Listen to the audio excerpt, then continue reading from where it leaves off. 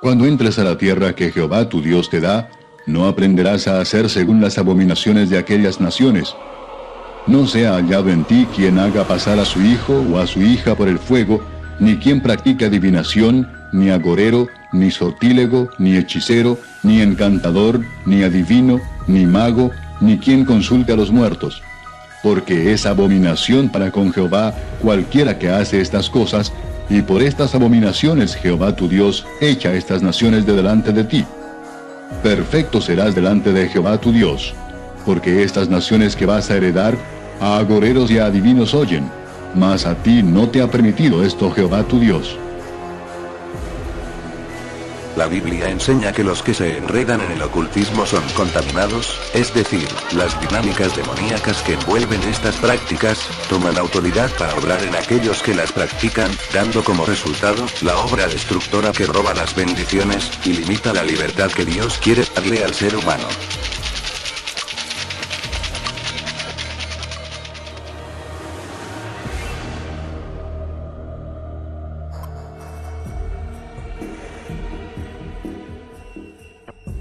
Antes de adentrarnos en los que son las prácticas ocultistas, debemos responder a una pregunta. ¿Es posible que nuestra participación en el ocultismo del pasado tenga todavía impacto en nuestras vidas después de convertirnos?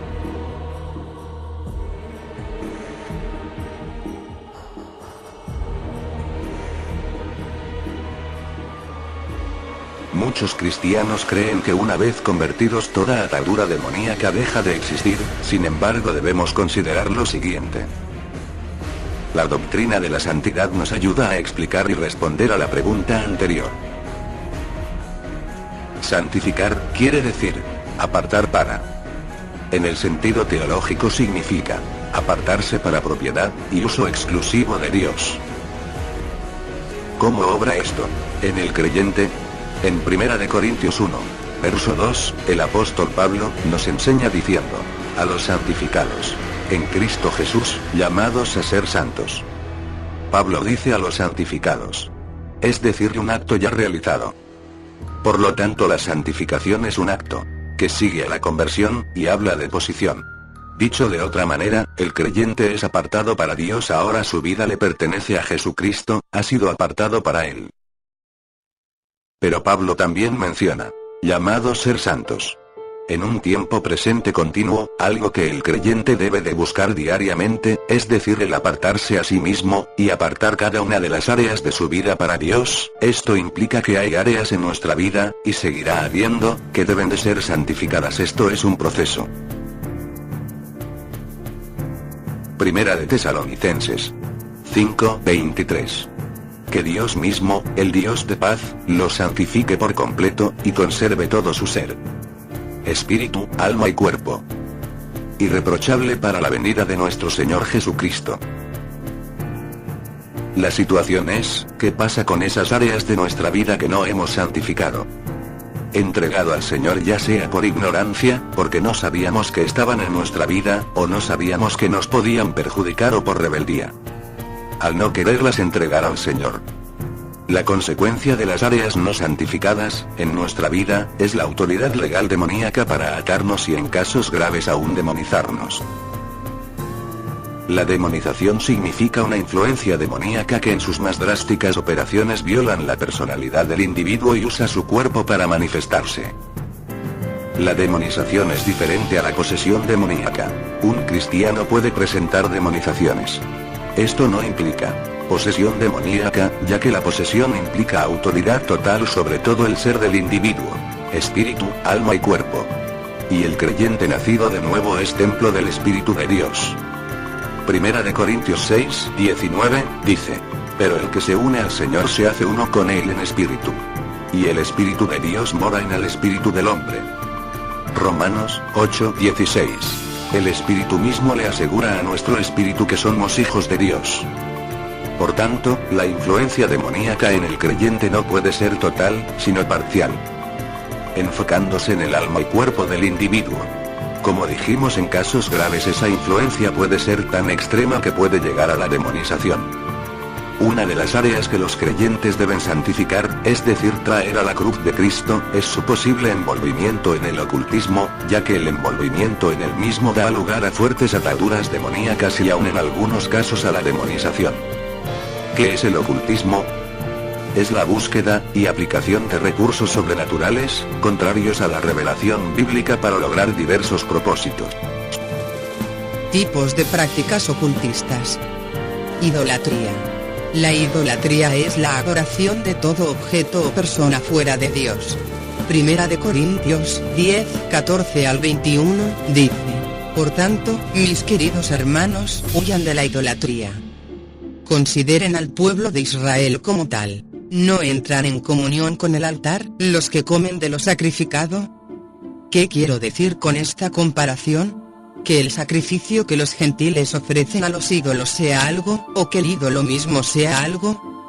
No, sino que cuando ellos ofrecen sacrificios, lo hacen para los demonios, no para Dios, y no quiero que ustedes entren en comunión con los demonios.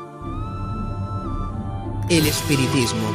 Es la búsqueda o interrelación con espíritus, ya sea por contacto visual, verbal o físico. A nivel consciente o inconsciente. La hechicería. Es el uso de objetos para tratar de conectarse o evocar a fuerzas sobrenaturales por medio de velas, animales, ramas, etc. Adivinación. Esta práctica es el intento de conocer, por revelación no bíblica, sucesos del futuro y acontecimientos pasados y presentes, imposibles de conocer por medios naturales. Conjuros o maldición. Es la proclamación en contra de una familia o persona desatando maldición sobre de ello. Religiones falsas. Doctrinas de error que ciegan el entendimiento para que la luz de Cristo no resplandezca. La nueva era. Esta engloba diversas prácticas como el yoga, meditación y religiones orientales. Juegos de video, películas, accesorios que tipifiquen al ocultismo, músicas rock mundana. Maldiciones generacionales. Etc. ¿Qué hacer si hemos tenido contacto con algunas de estas prácticas?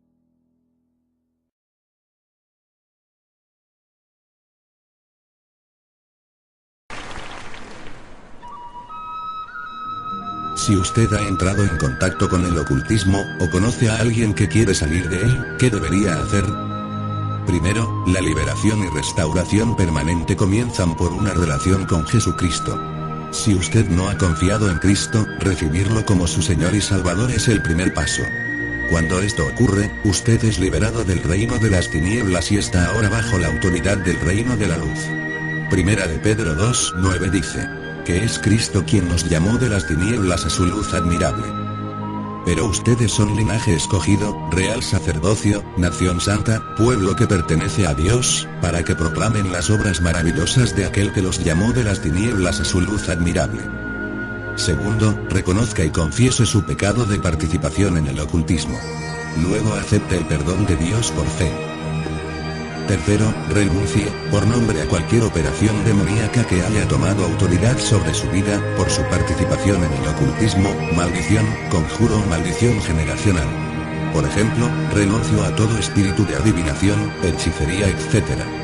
Quien encubre su pecado jamás prospera. Quien lo confiesa y lo deja, halla perdón. Prof.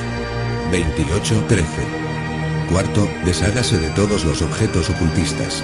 Se nos presenta este ejemplo en Hechos 19:20. Quienes habían llegado a Cristo quemaron sus objetos públicamente. Tener artículos ocultistas cerca, como tablas lija, cartas y estatuas, puede ser una fuente de tentación para volver. La remoción de estos objetos ayuda a evitar enfrentar la tentación y tratar con los recuerdos.